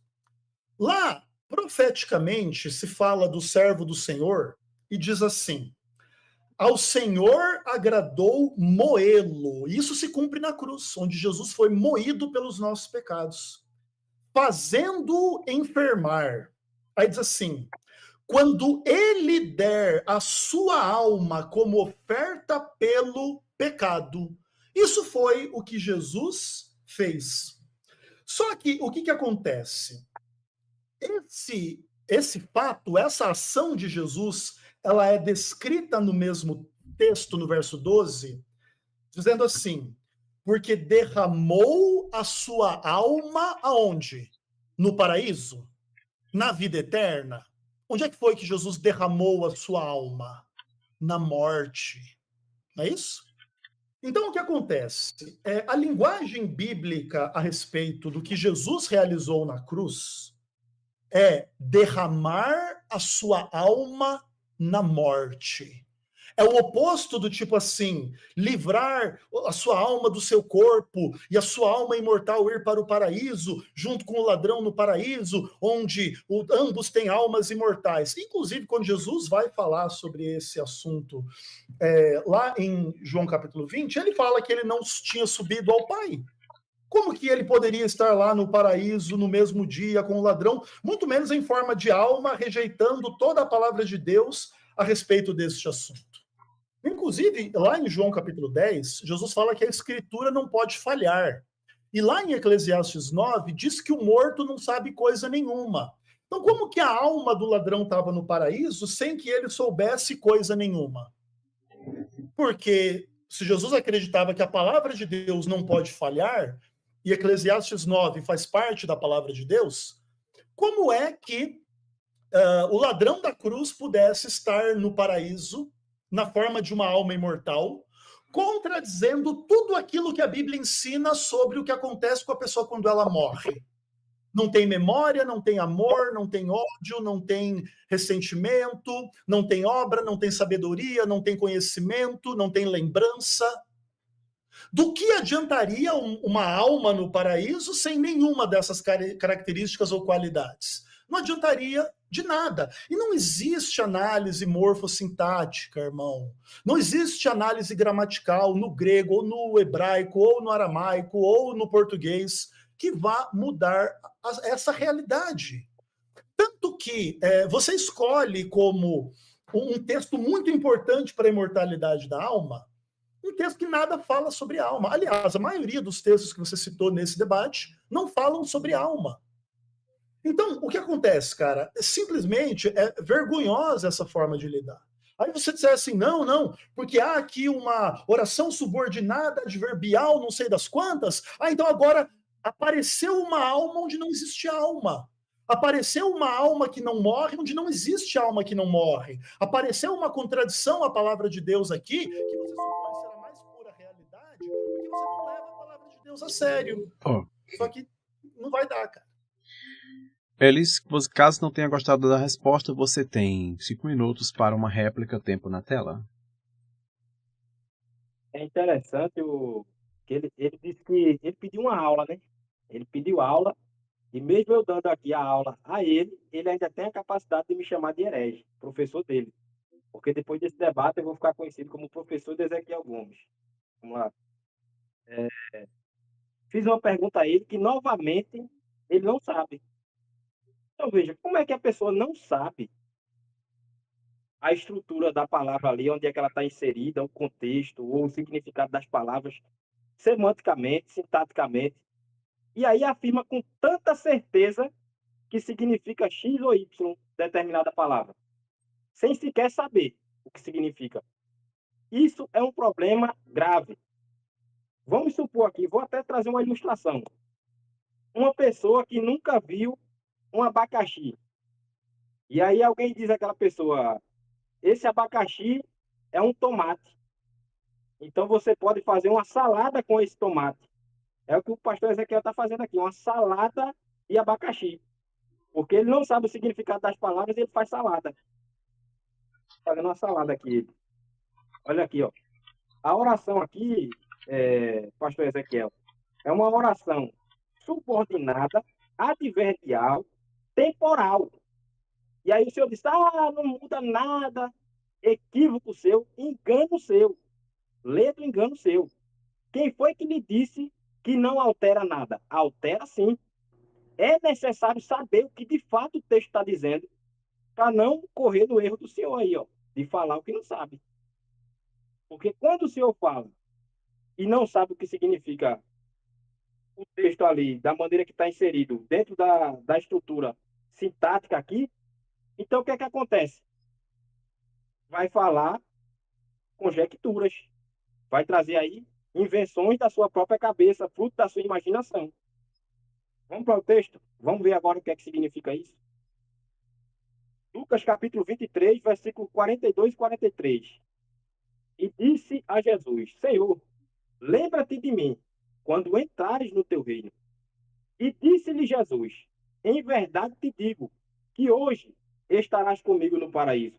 É interessante que eu falei também aqui da preposição, para dentro do paraíso. Então, naquele mesmo dia, Jesus ele vai para o paraíso. Aí o Ezequiel supõe que tem que ter a palavra alma no texto aqui. Pelo amor de Deus, né, Ezequiel? Tem que ter a palavra alma aqui no texto. Se Jesus morreu, só ressuscitou ao terceiro dia. O ladrão morreu e o seu corpo permanece morto até hoje. O que é que foi com Jesus para o paraíso naquele mesmo dia? Porque Jesus foi naquele mesmo dia para o paraíso. Dentro da estrutura gramatical aqui, é impossível você dizer que não foi. Outra coisa, a oração aqui subordinada adverbial temporal indica que tem uma oração subordinada aqui no texto. Olha aqui, ó. Lucas 23, 42. Versículo 43. E disse-lhe Jesus, em verdade te digo que hoje estarás comigo no paraíso. Então, mesmo, você nem tocou na questão da vírgula aqui. Se você tivesse tocado, você ia ver que aí sim, nessa questão da vírgula, se tivesse depois de sêmero aqui, não alteraria. Por quê? A oração, ela é subordinada. Então, essa aula aqui hoje é grátis. Anote aí no seu caderninho para você não esquecer. A oração aqui, ela é subordinada, ou seja, estarás comigo no paraíso. Então, se o texto aqui diz comigo no paraíso quando? Estarás comigo no paraíso quando? Quando é? O próprio texto responde. Hoje. Se o senhor disser, estarás comigo no paraíso, não trouxer aqui uma explicação, esvazia o texto. Então, a explicação do texto é exatamente porque essa oração ela é subordinada a sêmero aqui, ó. Olha aqui, ó. E disse Jesus, em verdade te digo que hoje estarás comigo no paraíso. Jesus morreu e ressuscitou ao terceiro dia. E naquele mesmo dia ele levou o ladrão ao paraíso. E aí o senhor fez menção aí, veio de forma truncada, dizendo, mas Jesus não foi até o Pai, porque Jesus disse, não me detenhas, alguma coisa nesse aspecto aí que o senhor tentou passar aqui meio que de forma truncada. Porém, Jesus não tinha ido até o Pai no seu corpo ressuscitado. Mas naquele dia, na cruz, ele foi até o Pai, ele foi ao paraíso e ele levou aquele ladrão com ele. Ele não levou o corpo do ladrão. E aquele ladrão sabia que ia morrer. Então, se ele sabia que ia morrer, o que foi que Jesus pagou para ele? A alma do ladrão. Maravilha. Agora vamos continuando, gente, aqui ainda. Vamos para a última pergunta agora do Ezequiel Gomes. Professor Ezequiel, você tem 1 minuto e 30 segundos para fazer a sua última pergunta. Seu tempo já está na tela, fique à vontade, comece quando quiser. Elis, você achou que ia escapar da pergunta, mas não vai escapar da pergunta, irmão. A não ser que você vergonhosamente fugir de novo. Tá? Eli, explica pra gente a conexão entre o pecado e a morte à luz do seu conceito de alma. Ok, Eli, você me deu uma aula maravilhosa essa noite. Você me convenceu, irmão. Só falta um detalhe. Se você explicar para mim isso aqui, eu passo para o seu lado. Você vai ficar conhecido não só como meu professor, mas você vai ficar conhecido como o cara que me converteu da heresia para a ortodoxia, se você for capaz de me explicar isso aqui, ok? Qual é a relação entre o pecado e a morte no seu conceito de imortalidade da alma? Porque a palavra de Deus diz lá em Romanos capítulo 5 que a morte entrou no mundo por um só homem, mas ela passou a todos porque todos pecaram. Lá em Romanos 6, verso 23, se fala que o salário do pecado é a morte, ok? E no final das contas, até agora você não explicou como é possível que o pecado tenha trazido à humanidade a morte, sendo que todo mundo é imortal. Ninguém nunca morreu. Ninguém nunca vai morrer em termos da sua alma imortal. Nem Ok. os ímpios, nem ninguém. Explica para mim e me dá uma aula aí, irmão. Elis, você tem 5 minutos, fique à vontade, comece quando quiser.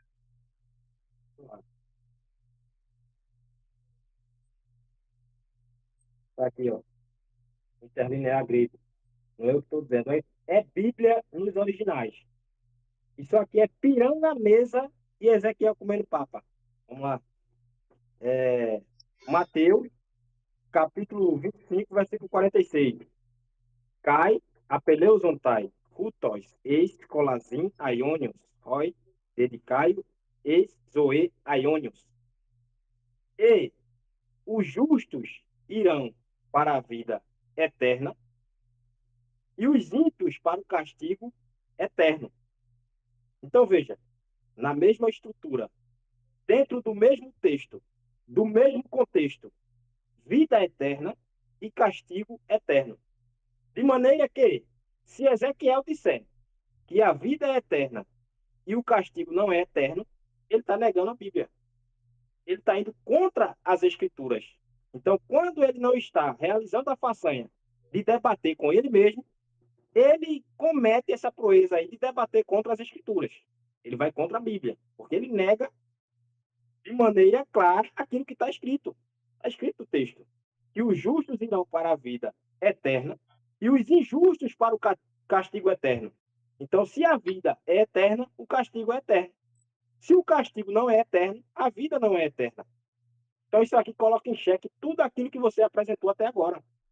Tudo aquilo que você vem apresentar diferente disso é negar a Bíblia. É negar a realidade e viver no mundo da fantasia, no mundo da imaginação, no mundo da conjectura, no mundo da ilação, da dedução, da suposição. Porque durante o debate inteiro o senhor fez aqui suposição, dedução, coxa de retalhos, um texto aqui, outro ali, um remédio aqui, outro ali. A tática do espantalho, muito mal feito, o senhor faz um espantalho mal feito, uma costura mal feita que rapidamente se rasga diante da estrutura do texto. Então a gente vê aqui, ó, que vou tocar no assunto aqui da morte que o senhor falou. Vou tocar no assunto da morte, do pecado. Morte. Vamos para o início. Vamos lá para Gênesis. Lá em Gênesis, Deus disse o que é o homem. No dia que comer, certamente morrerás. Muta, morrendo morrerás. Ou seja, no dia que você comer, você vai começar a morrer. Então, quando Adão ele come do fruto e ele peca desobedecendo a Deus, ele morreu fisicamente naquele mesmo dia?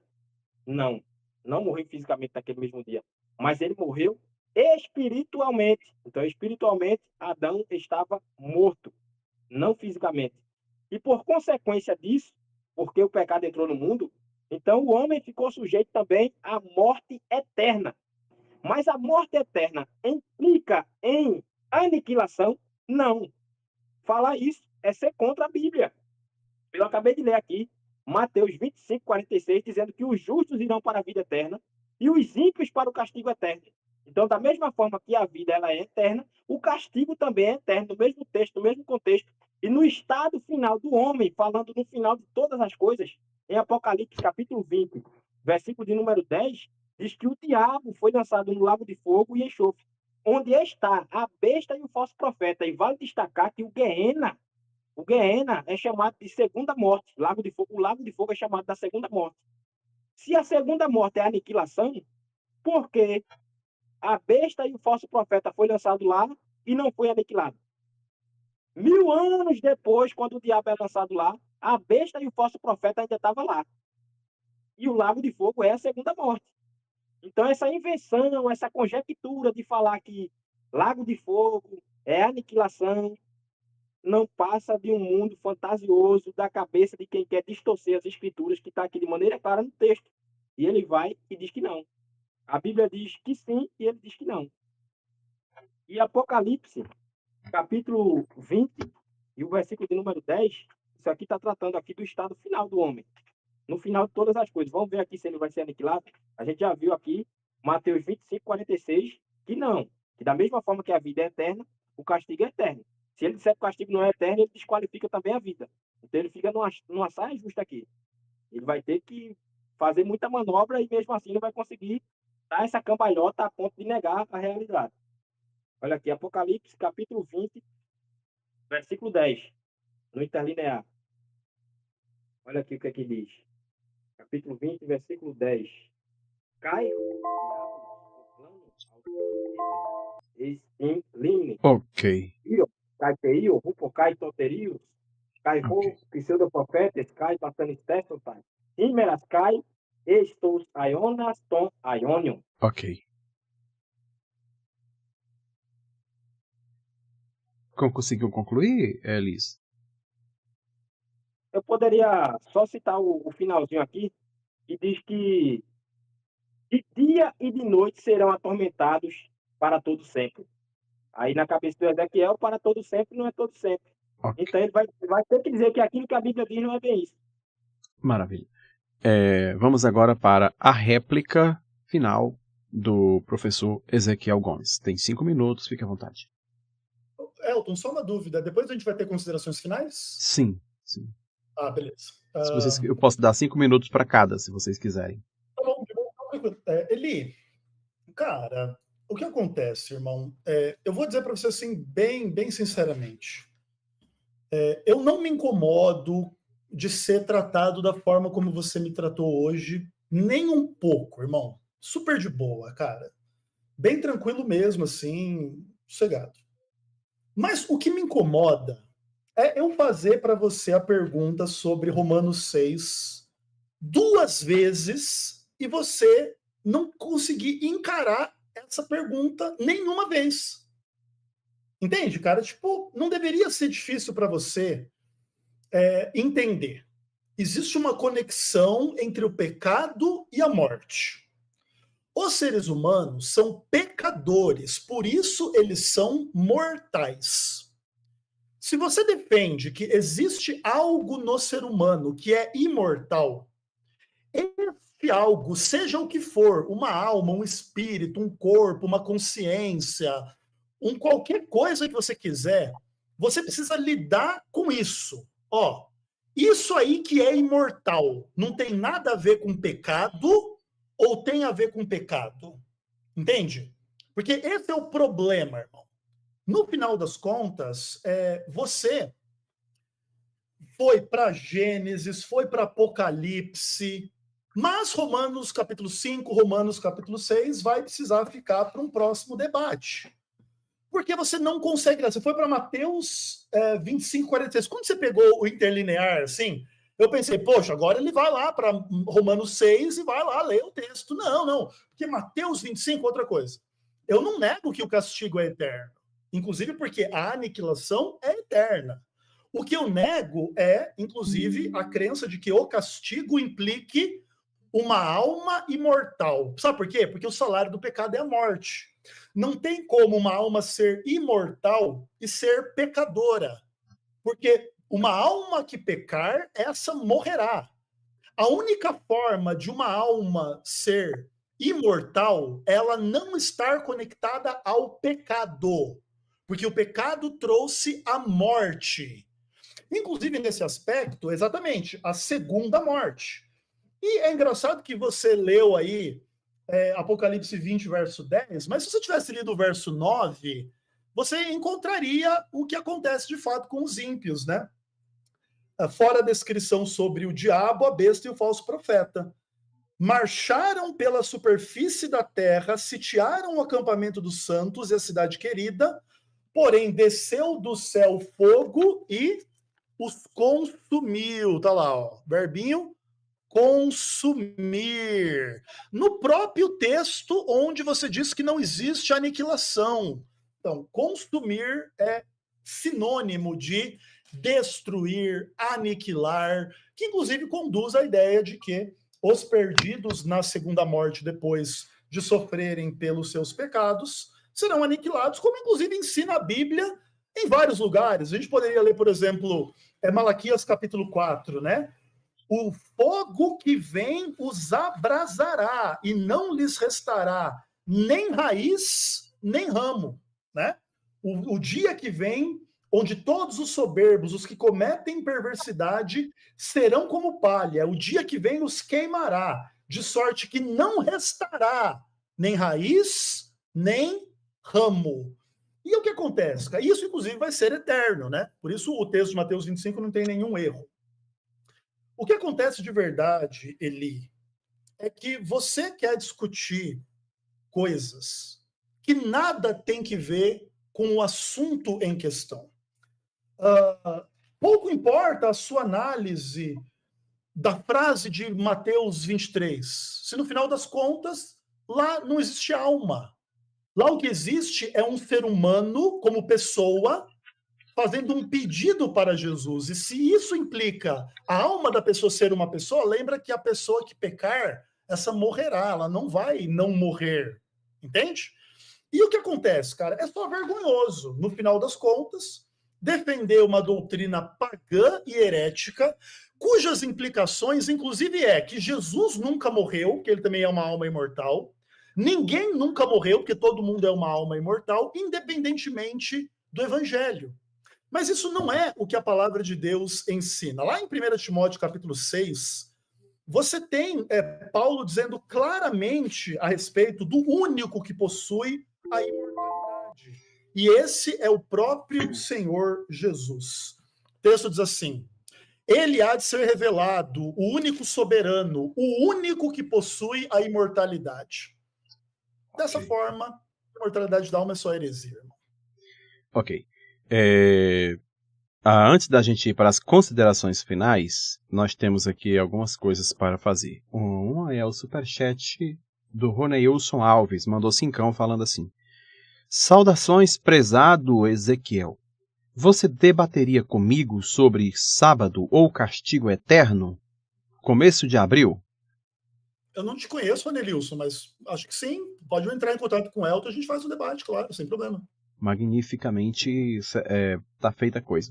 Pronto, Roneilson Alves, entre em contato comigo aí, tá? Que dá tudo certo. E a próxima é uma pergunta que me mandaram aqui para eu pescar essa pergunta sob a condição de receber um Pix. E, obviamente, eu sou inteligente, né, gente? E quem que não gosta de Pix? E, obviamente, eu pesco a pergunta com a condição de receber Pix. E quero agradecer ao autor da pergunta, mandando meus agradecimentos para ele, tá? Pergunta para Ezequiel. Samuel Martins está fazendo a pergunta. Pergunta para Ezequiel é com base em Mateus 10, 28 e Apocalipse 6, 9 ao 10. A alma do justo morre junto com o corpo ou sobrevive e vai para um lugar onde não está o corpo morto? Como que é o nome da pessoa que entrou em contato? Samuel Martins.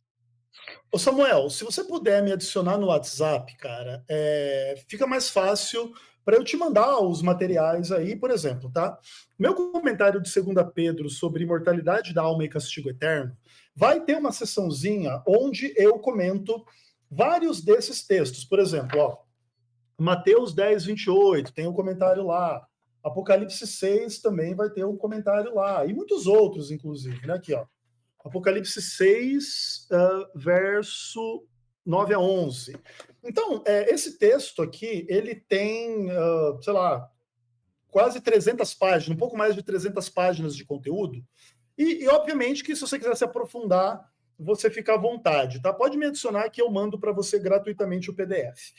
Só para não te deixar sem resposta, o que acontece? O livro do Apocalipse é um livro simbólico, complexo, e a cena das almas debaixo do altar tem muitas semelhanças com a experiência de Abel, cujo sangue clama da terra. Lembra, inclusive, que o Elis falou que um dos conceitos de alma é sangue. E também existe um pouco a ideia do altar onde se derramava sangue no santuário e aquilo era um clamor por justiça. O que implica que essa cena é simbólica e não literal, como inclusive Apocalipse 6 é bastante simbólico em inúmeros aspectos e praticamente nada ali deve ser tomado literalmente. Mas para mais fundamentos, entre em contato que eu mando material para você, tá bom? Maravilha. Vamos então agora para as considerações finais. Cada um terá 5 minutos, começando pelo Elis. Nobre Elis, você tem 5 minutos. Faça suas considerações finais. Seu tempo. Opa. Elton, deixa eu fazer primeiro as considerações e eu deixo a palavra final para o Elis. Pode ser? Tudo bem, pode. 5 minutos. Para mim pode ser. Perfeito. Pode começar. Sim. Ok. Quando quiser. Eu tô pedindo para deixar a palavra final para o Elis, para ele se sentir à vontade e não tem nenhum problema ficar com a última palavra, pode falar o que quiser. Tá bom. Elis, eu gostei muito do debate com você. Foi um melhor debate do que o outro que a gente tinha feito antes. Eu respeito você. Eu quero dizer que você é um cara muito legal, muito importante, muito interessante. Nada do que foi falado aqui, em termos de heresia, de engano, de erro, tem por implicação que eu acredito que você seja um mau caráter, uma pessoa ruim. Pelo contrário, cara.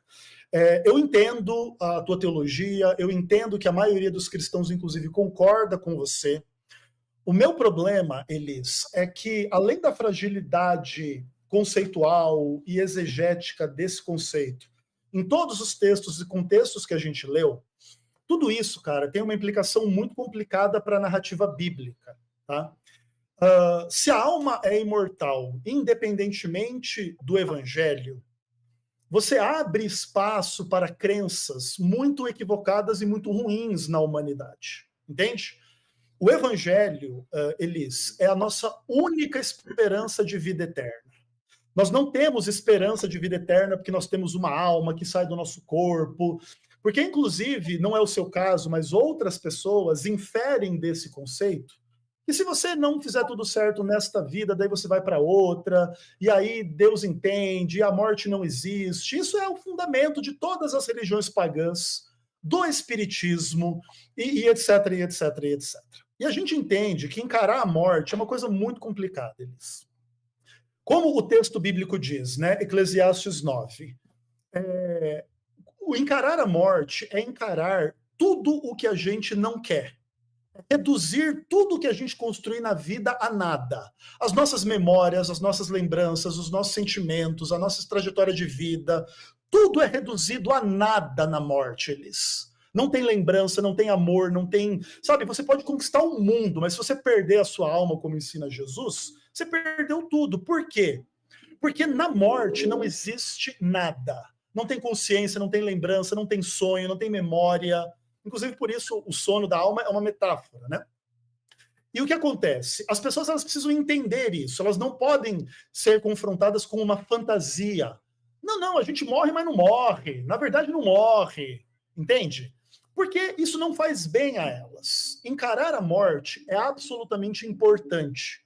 para que o evangelho entre na nossa vida com a gravidade e importância que tem que entrar.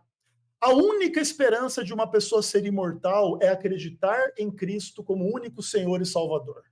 Não há esperança sem Jesus. Jesus é o caminho, a verdade e a vida. Ele, imortal, inclusive como Deus, vem ao mundo, encarna, para se humilhar até a morte, e morte de cruz, para perdoar o que de outra forma não teria perdão.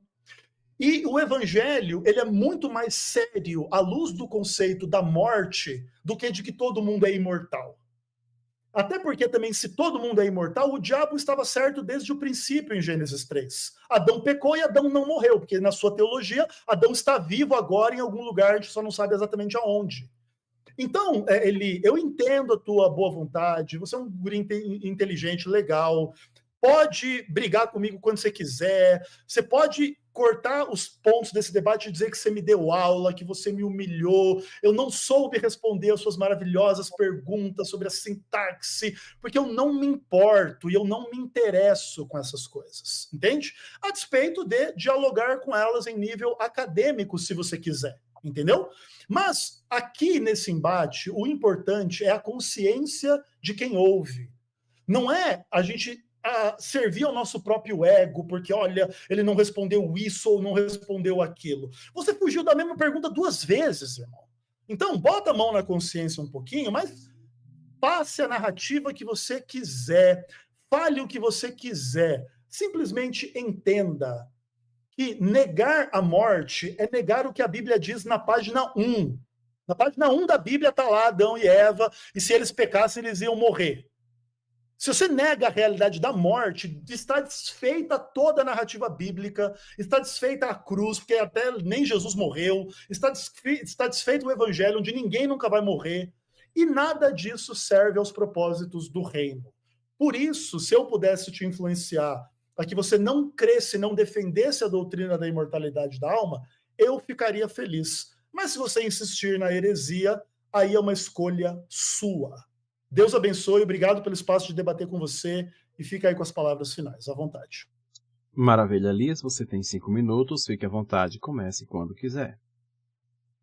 Eu confesso que é até bonita assim, a fala do Ezequiel. É uma pena que não tem assim, uma base escriturística. É mais assim, baseado na conjectura, uma fantasia assim, que vem na cabeça dele e tal, nesse aspecto.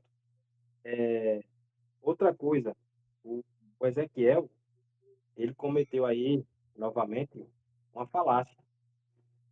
Porque ele falou como se eu não acreditasse que o homem morre. É aí que está a diferença. O homem morre. Inclusive, eu expliquei que quando Adão pecou, ele começou a morrer. Ele morreu fisicamente naquele mesmo dia? Não. Mas ele começou a morrer, ele morreu espiritualmente, e por causa dessa morte que entrou no mundo, ele ficou sujeito, ou a humanidade ficou sujeita à morte eterna. O que precisa ser compreendido aqui, Ezequiel, é sobre a morte eterna. Morte eterna significa deixar de existir ou estar por toda a eternidade separado de Deus. Então, não significa deixar de existir. Porque quando acabar esse debate, vamos supor aqui, vou trazer uma outra ilustração. Quando acabar esse debate, vamos supor que o senhor vá comprar um óleo de peroba. Se na nota do óleo de peroba que o senhor comprar, vier dizendo, em Apocalipse capítulo 20, versículo 10, o tormento cessa, eu aceito. Porque no texto aqui não tem dizendo. Então, só se o senhor trouxer uma fonte externa, porque dentro da escritura não tem. Até no papel de bombom. Se o senhor comer um bombom e tiver escrito lá que Apocalipse capítulo 20, versículo 10, o tormento cessa, eu estou aceitando. Traga para cá. Porque, biblicamente, o tormento, ele permanece pelos séculos dos séculos. Está aqui, ó. Apocalipse capítulo 20, versículo 10. Cairo, diabolos, coplano, autus, eblet, estin, limne, tupiros, caiteio, cupocai, toterio, Cairo, pseudoprofetes, Kai, Bassanistesontai, Chimeras, Kai, Nictos, Estus, Aionas, Ton, Aionion. Então, esse tormento, veja o que aqui diz. E o diabo que os enganava foi arrojado às chamas do lago de fogo e enxofre, para onde também são lançados a besta e o falso profeta, e eles sofrerão tormento dia e noite eternamente. Então veja que de dia e de noite eles serão atormentados. Então, morte na cabeça do pastor Ezequiel, na invenção, na conjectura, é deixar de existir. Morte, biblicamente, no estado final do homem, é ser atormentado de dia e de noite para todo sempre. E aí ele deu uma cambalhota, porque o nome disso não é exegese, é exegese. E ele não trouxe aí, ele não fez hermenêutica, ele fez cambalhotêutica. Ele deu uma cambalhota quando ele leu aqui o Apocalipse capítulo 20, versículo 9. Olha o que ele leu. Elas avançaram por toda a largura da terra e cercaram o acampamento dos santos da cidade amada, mas desceu fogo do céu da parte de Deus e os devorou. Aí ele disse, olha aí, tá vendo aí que todo mundo foi aniquilado? Esse fogo devorou aonde, Ezequiel? Na eternidade, no lago de fogo, ou devorou na terra? Porque se você disser que tem acampamento no lago de fogo, aí é uma outra heresia gritante aqui, né? Porque você falar que esse acampamento era no lago de fogo, porque você vê que depois que esse fogo desce e devora coisas que estão na terra, o diabo que enganava foi lançado no lago de fogo e a besta e o falso profeta já estavam lá. E vale destacar que fazia 1000 anos que a besta e o falso profeta estavam no lago de fogo. Lago de fogo significa a segunda morte. E mesmo o lago de fogo significando a segunda morte, o diabo não deixou de existir. O falso profeta não deixou de existir. As pessoas que não tinham seu nome escrito no livro da vida não deixou de existir. E aconteceu o que biblicamente com essas pessoas? O texto responde. Diferente daquilo que o Senhor apresentou. É por isso que eu digo que o Senhor trabalha o que o Senhor pensa e acha. E eu trabalho aquilo que realmente o texto diz. E o que é que o texto diz? E o diabo que os enganava foi lançado no lago de fogo e enxofre, onde está a besta e o falso profeta. E de dia e de noite serão atormentados para todo sempre. Então, de dia e de noite serão atormentados para todo sempre. Então, não adianta você, porque o homem ele vai morrer, ele vai deixar de existir. Morte no estado final do homem, no estado final de todas as coisas, significa uma separação eterna entre Deus e o homem, e esse homem que morrer nessa condição permanecerá sendo atormentado para todo sempre. Maravilha. Eu particularmente achei um debate maravilhoso entre os dois.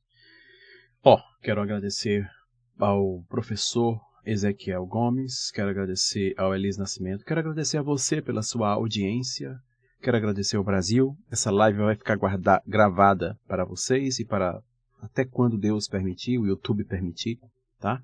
Todas as programações do Arena estão gravadas para tempos e tempos e tempos. Obrigado, Ezequiel. Obrigado, Elias.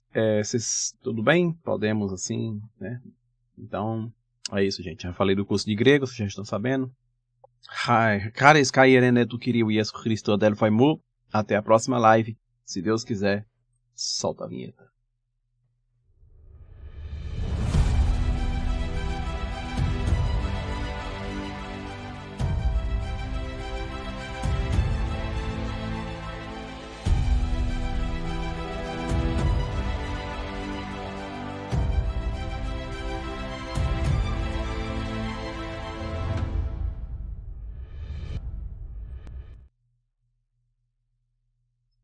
Canto alto a melodia, minha força, minha guia, no caminho minha alegria, nos meus passos a certeza que da vida vem beleza, cada tombo, cada erro, eu levanto sem apego.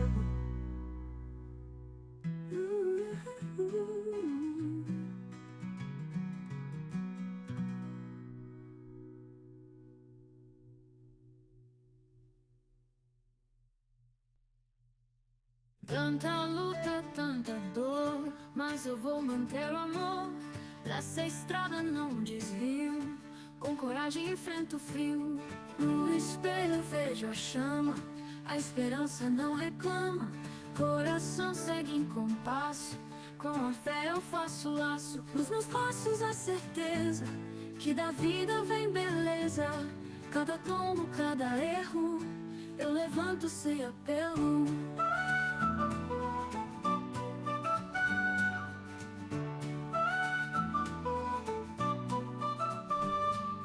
Tem momentos de tristeza, mas em minha fortaleza aprendi com a jornada, a vitória está guardada. Se a noite é escura e fria, canto alto a melodia.